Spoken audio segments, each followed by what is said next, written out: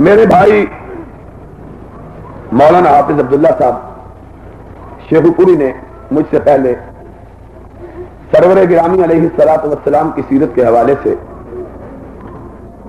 ایک بات چلتے چلتے کہی تھی کہ ایمان اور اسلام کا تقاضا یہ ہے کہ نبی علیہ الصلوۃ والسلام سے محبت کی جائے، اور محبت کا معنی یہ ہے کہ حضور کی اطاعت کی جائے۔ مجھے اس لحاظ سے بڑی سہولت ہوتی ہے کہ کوئی پہلے تقریر آدمی کر دے تو پھر زیادہ تقریر لمبی چوڑی سوچنے کی ضرورت نہیں رہتی۔ آدمی جو پہلے بات ہو رہی ہے اسی پر گرہ لگا دیتا ہے، اور خطیب کے لیے کسی کی تقریر پہ گرہ لگانا اتنا ہی آسان ہوتا ہے جتنا شاعر کے لیے شعر پہ مصرع اٹھانا۔ تو میں یہ سمجھتا ہوں کہ آج کا جلسہ بھی سیرت کے عنوان پر ہے کہ نبی علیہ الصلوۃ والسلام کی زندگی آپ کے سوانے، اور اس مناسبت سے میں صرف یہ بات آپ کو سمجھا دوں کہ جس کی سیرت کے ذکر کیے جا رہے ہیں، جس کی حیات طیبہ کے لیے مجالس آراستہ کی جا رہی ہے، جس کی بزم سجائی جا رہی ہے، جس کے نام پہ جلسے بپا کیے جا رہے ہیں، جس کے تذکار سے اپنی محافل کو سجایا جا رہا ہے، کبھی ہم نے یہ سوچنے کی ضرورت محسوس کی ہے کہ وہ ہستی ہے کس پائے کی؟ اللہ نے کیوں اس کی سیرت کو ساری کائنات کے لیے نمونہ قرار دیا؟ وجہ کیا ہے؟ آخر سبب کیا ہے کہ ساری کائنات جب سے بنی ہے اور جب تلک رہے گی، کسی ایک کی سیرت کو بھی ساری کائنات کے لیے اس بار نمونہ قرار نہیں دیا؟ آدم آئے، نوح آئے، خلیل آئے، نبی آئے، کلیم آئے، داؤد آئے، سلیمان آئے، روح اللہ آئے، کسی کی سوانح حیات کو رب نے اسوہ اور نمونہ کائنات کے لیے قرار نہ دیا۔ نمونہ اور اسوہ قرار دیا تو صرف آمنہ کے لال کی سیرت کو قرار دیا۔ سبب کیا ہے؟ وجہ کیا ہے؟ وجہ یہ ہے کہ آدم سے لے کر روح اللہ تک کوئی نبی بھی ایسا نہیں گزرا جس کی زندگی کا ایک ایک لمحہ محفوظ ہو، اور کائنات کے رب نے یہ شرف اگر عطا کیا تو صرف سید ولد آدم کو عطا کیا کہ ان کی پیدائش سے لے کر ان کی وفات تک کے ہر لمحے کو محفوظ کر دیا ہے۔ ایک زندگی کا گوشہ ایسا نہیں ہے جو غیر محفوظ ہے۔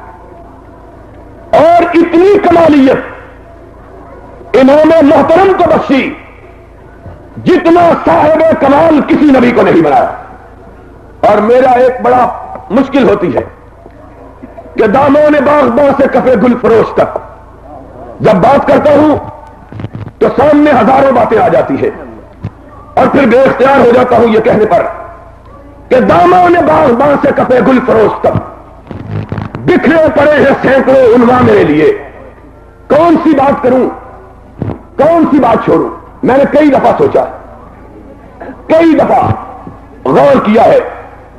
بے شمار انبیاء، بے شمار رسول اللہ، بے شمار پیغمبران اعظام، بے شمار مصلحین قوم، میں نے ان کی زندگیوں کا مطالعہ کیا، لیکن نہ مجھ میں کبھی ایسا خیال پیدا ہوا، میں نے سوچنے کی کوشش کی کہ کوئی ایک ایسی ہستی نظر آئے جس کی زندگی کا کوئی پہلو نقابدار، بے نقابلہ، ایک ہستی، ساری کائنات میں مجھے کوئی ایسی ہستی نہ ملی جس کی زندگی کا کوئی نہ کوئی گوشہ مخفی نہ ہو، اور نہ ہی مجھے کوئی ایسی ہستی ملی کہ جس کی زندگی اتنی کامل ہو جتنی اللہ نے میرے محمد کی زندگی کو کامل بنایا۔ اسی وجہ سے ایک عیسائی نے کتاب لکھی اور اس نے یہ طے کیا کہ میں نے شعبہ زندگی کے ہر پہلو پر ایک شخصیت کو چننا اور اس کو مثال کے طور پر اپنی کتاب میں رکھنا. اس کتاب کا نام اس نے رکھا ہیروز ہیرو. ابطال العالم دنیا بھر کے نام کر لو، طبیبوں میں، فلسفیوں میں، سائنسدانوں میں، سیاستدانوں میں، قانون دانوں میں خود عیسائی ہے.